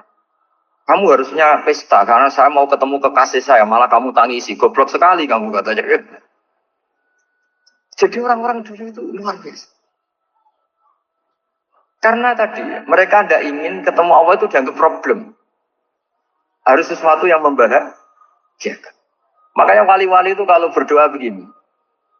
Wa khairu ayyami yauman alqa fi, dan jadikan hari terbaikku adalah hari ketika saya ketemu engkau ya Allah. Pernah dengar doa itu? Wa khairu ayyami yauman alqa fi, dan hari terbaikku adalah hari saat ketemu engkau. Aman kan enggak? Sampai mati ku wedi. Saya tidak tahu wedi dosa apa wedi Israel apa wedi malaikat siapa? Mungkar Nakir. Sebenarnya tidak perlu seperti itu. Karena cara pandang Nabi itu ini bisa dipraktekkan. Kalau kamu orang baik, mati artinya apa? Ya baik. Karena husnul khotimah. Kalau kamu orang yang buruk, itu kata Nabi, anggap saja mati itu akhir dari keburukan kamu. Nah, aku urip terus, malah maksiat terus. Maka Nabi itu kalau ngajari kita berdoa gini, Allah maj'alil hayata ziyadatan li fi kulli khairin wal mauta rohatan li min kulli syarri. Ya Allah, kalau saya hidup, ya anggap saja ziyadah fi kulli khairin, berpotensi nambahi kebaikan. Kalau saya mati, anggap saja ini akhir dari segala keburukan. Makanya saya berkali-kali, banyak tradisi ulama-ulama NU, ulama-ulama pesantren, ya ada hanya NU, pokoknya ulama-ulama alim. Itu kalau ada orang mati, orang nakal gitu mati, ini saya gitu. Itu hadirin mesti gak terima. Wapi nanti wong nakal. Tapi dipaksa sama kiainya, saya gitu. Lama-lama dipaksa. Saya gitu. Padahal yang hatinya kiai, wis ra iso maksiat meneh, wis saya gitu. Karena dengan mati berarti saya sudah tidak bisa maksiat lagi. Jadi Nabi melihat hidup dan mati itu segampang itu. Kalau al-hayata ziyadatan li fi kulli khairin wal mauta rohatan li min kulli syarr. Coba kita ke depan itu kan ada potensi zina, potensi korupsi, potensi maksiat. Yang bisa menghentikan potensi itu apa coba? Mati ya, udah pintar dia. Sudah mati berarti. Berani mati. Berani. Tapi jangan di sini ngalau panitia. Artinya yang selama ini kita risau dengan kematian, dengan apa? Nabi ngajari kita tadi. Allah mas'alil hayata ziyadatan li fi kulli khairin wal mauta rohatan li min kulli syarr. Ya Allah, jadikan hidup ini sebagai bekal menambah kebaikan, dan suatu saat kalau saya mati, semoga itu akhir dari segala keburukan. Jadi artinya Nabi itu ngajari kita itu positif terus. Sama seperti ulamanya tadi. Nak lagi rukun mbek tonggo ya sanggep ae kanca kaapian. Nak nenengan ben ra utang tenan. Dadi pokoknya penak terus gitu loh. Nak bojo lagi ngamuk alhamdulillah gak ngajak blonjo. Nak pas rukun ya alhamdulillah kok lagi rukun. Jadi gampang semua. Makanya ada seorang alim itu ngendikan begini, ada yang tanya. Saya tuh dulu ketika kaya, teman saya sering main ke saya. Setelah saya miskin, gak ada teman-teman yang ke saya. Dikira si Habib ini kebetulan orangnya Habib itu mendukung keluhan dia. Ternyata enggak. Si orang alim itu bilang gini, malah bagus tuh gitu. Wes melarat buruhe wong. Ya sudah kamu miskin, buruhnya orang lain. Misalnya tukang manol di pasar atau tukang becak. Kemudian teman-teman kamu datang, malah kamu malu tuh jadi tontonan. Bagus kalau mereka lupa, pas kamu miskin tidak ada yang lihat, kata cek. Jadi apa ya, dianggap enteng saja gitu. Akhirnya orang ini nggak jadi ngeluh. Selama ini kan kita ngeluh ya, ketika miskin teman-teman nggak datang. Coba kalau mereka datang pas kamu buruh bikin botol di orang lain. Mantan bos buruh, malu gak? Milih datang apa enggak? Enggak lah, sudah bener itu. Jadi ulama dulu itu makanya sering baca biar tahu solusi hidup. Jadi ulama dulu itu gampang sekali melihat kehidupan itu. Gampang sekali, indah, gampang. Kebahagiaan ini pula harus kita latih dalam melakukan ketaatan. Tapi memang obsesi saya terbesar atau cita-cita saya terbesar memang setiap ngaji saya ingin orang mukmin semuanya itu bahagia. Dengan bahagia itu mereka tidak neko-neko ingin mencari kebahagiaan lewat jalur apa masjid. Sehingga dalam konstitusi ulama yang ditulis di kitab-kitab usul fikih, dan itu kitab yang saya kaji, selalu saya kaji, itu membela-bela sesuatu yang mubah itu sampai luar biasa. Karena melihat mubah itu, misalnya Anda tidur itu berstatus mubah. Anda bermain catur berstatus mubah. Anda rileks sama teman jagungan semalam dengan teman rektor atau dosen atau yayasan itu, melihatnya bukan mubah, tapi tarkul maksiyah. Misalnya saya semalaman asik musamarah itu jagungan malam sama Habib Doha Al-Munawwar. Itu awang hitungnya bukan, wah ini jagungan kalau tidur tidak penting tuh enggak.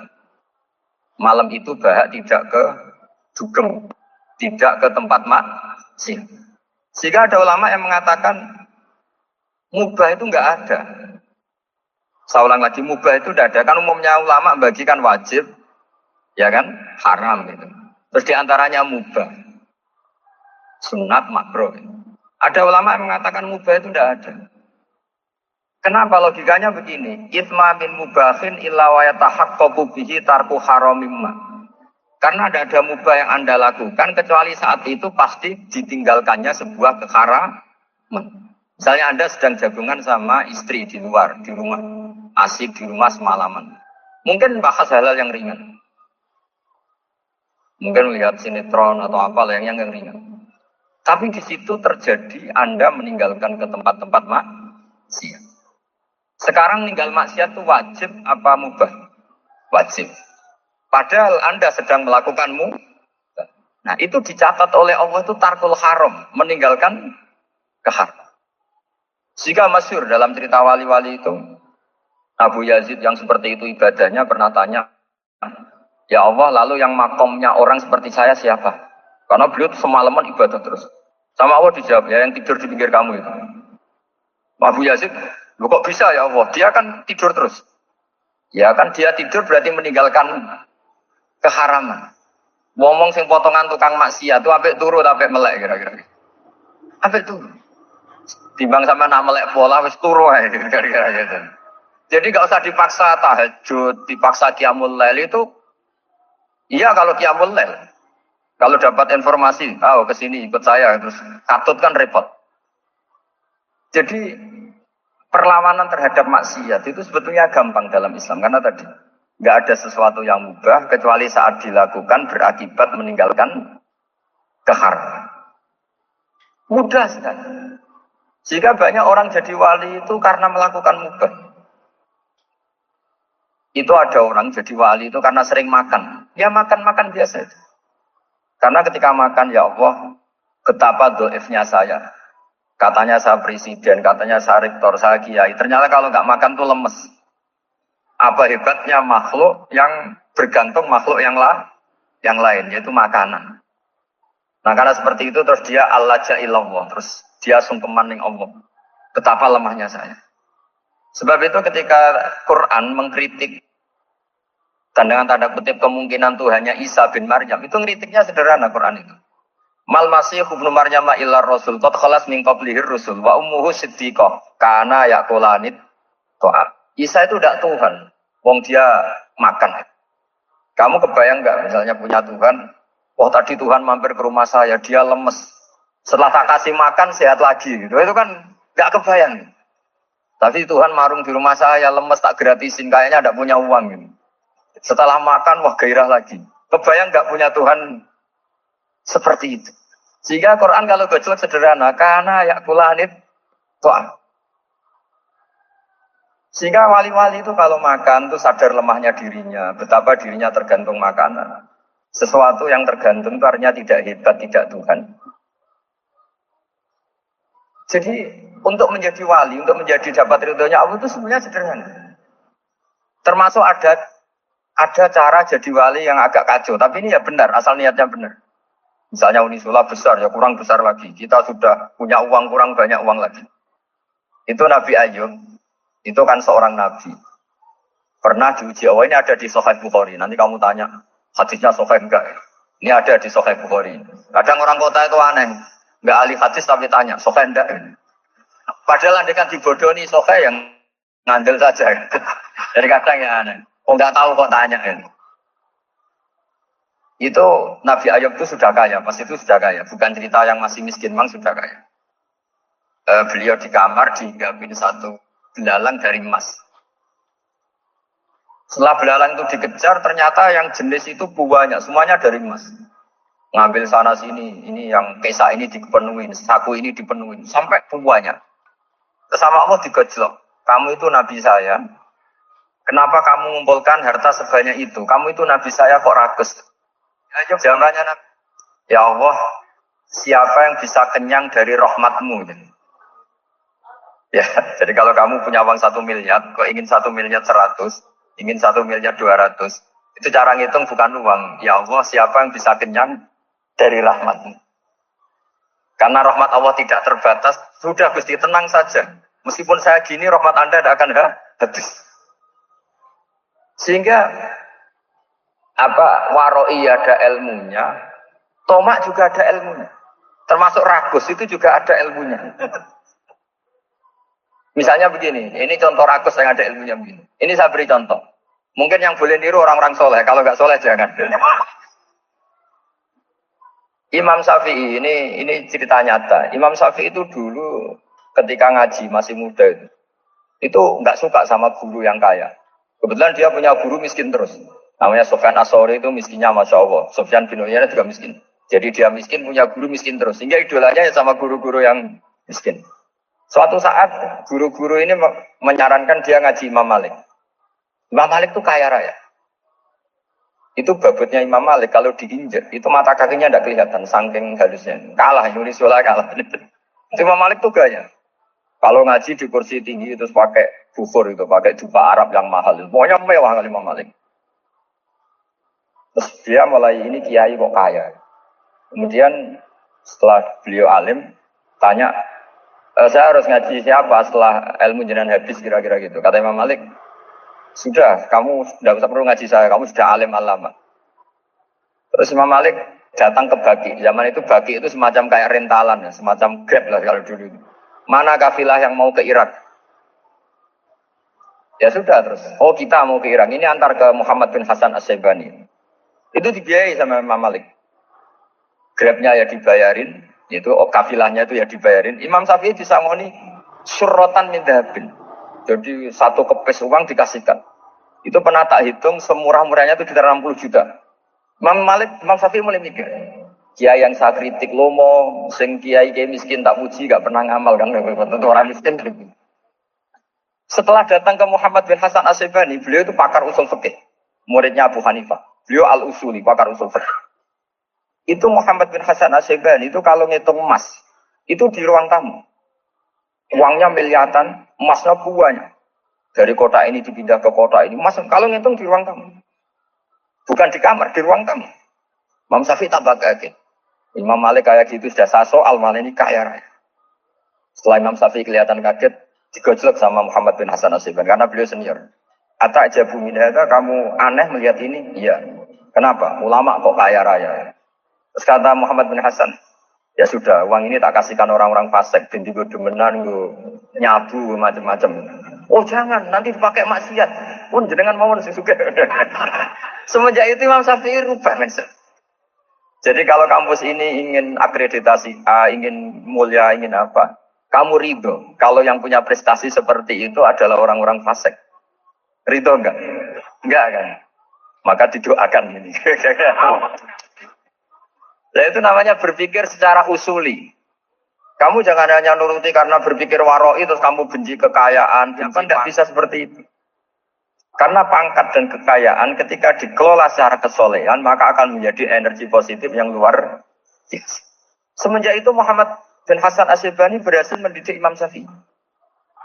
Sampai akhirnya keterusan Imam Syafi'i berpendapat kalau orang Islam bisa bikin rumah tingkat kok punya rumah reok itu haram. Nah, ini keterusan. Kalau bisa jadi bupati kok jadi ketua RT juga haram. Karena al-Islam ya'lu wala yu'la alaih. Islam itu luhur bukan bisa diluhurin. Sehingga rata-rata orang Syafi'iyah termasuk kiai-kiai Indonesia itu rata-rata ya agak-agak politikus. Ya agak-agak kedonyan, mungkin sebagian kedonyan tenan gitu. Karena nggak ridho gitu loh. Kalau kesempatan itu dikuasai orang fasik kemudian menjadi kekuatan maksi. Coba kalau bupati itu orang yang fasik. Kemudian programnya supaya rakyat seneng semalaman dangdutan yang purno misalnya. Supaya rakyat seneng dibolehkan dugem, dibolehkan judi. Tapi kalau yang jabat orang soleh kan ada beberapa perda yang menolak penyakit apa? Masyarakat. Jadi kamu jangan melihat bahwa kepangkatan ini hanya sebagai alat korupsi, alat otoriter. Enggak. Asal kena orang soleh, maka ini menjadi energi kesolehan atau energi positif. Sebab itu ketika Allah muji para nabi yang soleh, diantaranya disifati apa? Faqad ataina ala Ibrahim al-kitab wal hikmata, terusannya wa atainahum mulkan azim. Dan Nabi Ibrahim dan keluarganya tak kasih kerajaan yang besar. Nah sekarang masih banyak orang yang cara pandang ngapain bikin unisula yang megah, ngapain berambisi punya akreditasi A dan sebagainya. Menyoal seperti itu salah secara usul fikih. Karena secara usul fikih kesempatan yang baik tentu harus diperjuangkan oleh orang-orang yang soleh. Karena ini supaya jadi otoritas yang positif. Itu dulu ada latihannya. Jadi orang dulu itu gampang sekali ketika milih miskin ditanya, kenapa miskin? Saya ingin hisab saya ringan. Tapi ketika mereka kaya, yang soleh, supaya harta ini tidak dipakai orang yang nanti dipakai maksiat. Kita misalnya orang soleh kok mau pangkat, karena kita ada ridho, kepangkatan itu dipegang orang maksiat, kemudian menjadi energi maksiat. Begitu juga seterusnya. Maka ulama dulu itu rileks. Sampai Nawawi Al-Bantani itu nanti bisa dicek di tafsir Qul hal yastawil ladzina ya'lamuna wal ladzina la ya'lamun. Beliau muji-muji ulama. Kemudian ada seorang yang agak hasud mungkin. Tanya begini. Hebatnya ulama itu begini-begini. Terus ditanya, tapi kenapa kita sering melihat ulama ngantri proposal di rumahnya bupati? Kan? Sementara bupati nggak pernah datang ke ulama ngaji ihya. Jawabannya Imam Nawawi itu unik. Ya karena ulama itu tahu gunanya uang, sehingga nyari uang untuk pondok, untuk masjid. Sementara bupatinya tidak tahu gunanya ilmu, maka tidak pernah ngaji. Jadi, ya ringan saja nih. Jadi, ya sudah seperti itu. Jadi kalau ada ulama kedonyan, anggap saja karena tahu gunanya uang. Jadi kenapa ulama ngantri di kabupaten, bukan bupati ngantri di ulama jawabannya? Karena ulama tahu gunanya uang. Sementara bupatinya nggak tahu gunanya ilmu. Kira-kira gitu lah. Ada ustadz tidak ganteng, kesensem rondo cantik. Karena tahu gunanya ustadz itu. Artinya tahu gunanya kalau saya nikah nanti punya anak jadi gus. Karena kan dia kiai gitu.